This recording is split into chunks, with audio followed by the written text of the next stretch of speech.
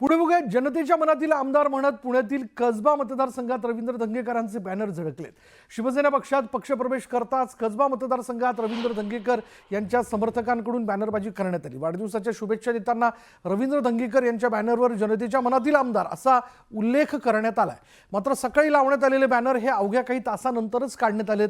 धंगेकरांच्या कार्यकर्त्यांनी हे बॅनर लावले होते. दरम्यान धंगेकरांनी तात्काळ कार्यकर्त्यांना सूचना करत हे बॅनर काढायला लावलेत. धंगेकरांच्या वाढदिवसाच्या निमित्ताने ही बॅनरबाजी करण्यात आली होती. दरम्यान विधानसभा निवडणुकीत भाजपच्या हेमंत रासने यांच्याकडून रवींद्र धंगेकर यांचा पराभव झाला होता.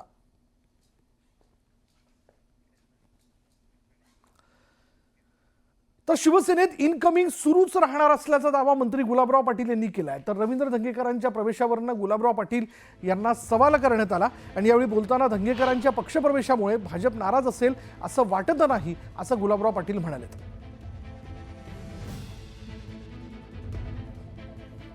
दररोज त्या दिवशी रवींद्र धंगेकरांनी प्रवेश केला, दुसऱ्या दिवशी जळगावच्या लोकांनी प्रवेश केला, परभणीच्या लोकांनी प्रवेश केला. प्रवेश हे सुरूच आहेत आणि मला तरी असं वाटतं की हे इनकमिंग सुरूच राहणार आहे. रवींद्र धंगेकरांच्या प्रवेशामुळे कुठेतरी भाजपामध्ये नाराजी व्यक्त केली जात आहे असे बिलकुल नाही आहे, कारण की शेवटी इतर पक्षातला माणूस आमच्या युतीमध्ये येतो त्यावेळेस अशा काही गोष्टी होत नाही आणि मला तरी असं वाटतं, मला काय वाटत नाही की अशी नाराजी होईल.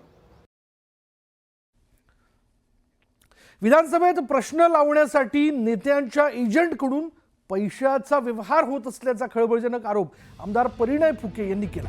या संभाषणाची ऑडिओ क्लिप असल्याचे नमूद करत यात काही नेत्यांच्या एजंटचा समावेश असल्याचा खळबळजनक आरोप आमदार फुके यांनी केला.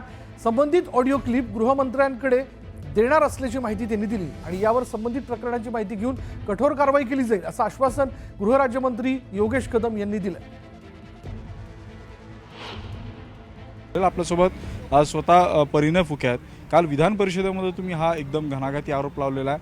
काय या बाबतीतलं तथ्य तुमच्याकडे आहे आणि काय माहिती आहे नेमकी? बघा, गडचिरोली जिल्ह्यातील काही राईस मिलर्स आहेत जे अनेक वर्षापासून धान भरडायचं काम करतात आणि या सगळ्या प्रकारचं काही काम करताना अनेक चुका होत असतात.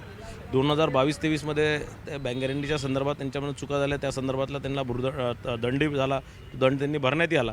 पण त्याच केस काढून आम्ही परत LAQ लावू किंवा आम्ही लक्षवेधी लावू आणि तुम्हाला अडचणीत आणू, तुम्हाला जेलमध्ये टाकू, तुम्हाला ब्लॅकलिस्ट करू या संदर्भाची धमकी देऊन त्यांच्याकडनं खंडणी मागण्याचं काम काही नेत्यांच्या एजंटनी केलेलं आहे. आणि ही LAQ 2 दिवसा पहिले विधानसभामध्ये लावण्यात आली होती.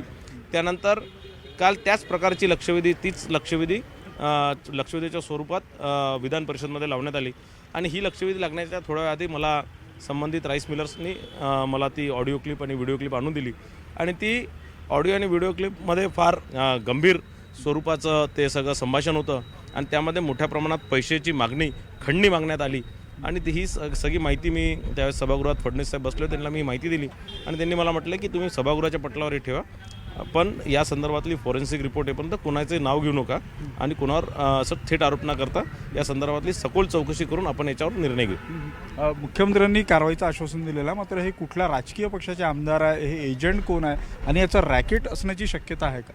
एक मोठ्या नेत्याचे राईट हँड आणि लेफ्ट हँडचा व्हिडिओ आणि ऑडिओ क्लिप आहे आणि निश्चितच लवकरात लवकर ते पुढे येणार. त्या सगळ्या ऑडिओ क्लिपचं फॉरेन्सिक करून त्यांचं ट्रान्सक्रिप्ट करून काय काय ते संभाषण झालं आहे, काय काय त्यात आणखीन डिटेल झाला आहे, आणखीनही काही याच्यात ऑडिओ क्लिप्स असतील, आणखीन व्हिडिओ क्लिप्स असतील, हे सगळे आणून या संदर्भातली एक सखोल चौकशी करून याचं तथ्यपूर्ण समोर आणून. Video journalist Prashant Mohite sir, Uday Timande, news 18 झालं ना नागपूर. दिवसाच्या 2 दिवसाआधीच्या काही ऑडिओ क्लिप, काही फोनवरच्या संभाषणाच्या, काही या राईस मिलर्सच्या ऑफिसमध्ये काही एजंट टाईपचे जे लोक आहेत, जे हे प्रश्न का लावायचं नाही किंवा लावल्यावर काय होणार किंवा अशा प्रकारच्या धमक्या देण्याचं व्हिडिओ क्लिपही माझ्याकडे आहे.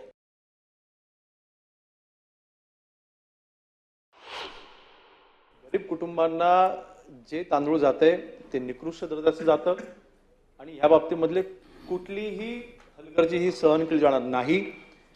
कुठल्याही राजकीय पक्षाचे कोणी असू द्यात, त्यांच्यावरती कडक कारवाई केली जाईल आणि जर का अशा पद्धतीने कोणी ब्लॅकमेल करत असेल, कोणी ह्या जो काही अपव्यवहार चाललाय त्याचा कोणी गैरफायदा घ्यायचा प्रयत्न करत असेल, त्यांच्यावरती देखील कडक कारवाई ही केली जाईल.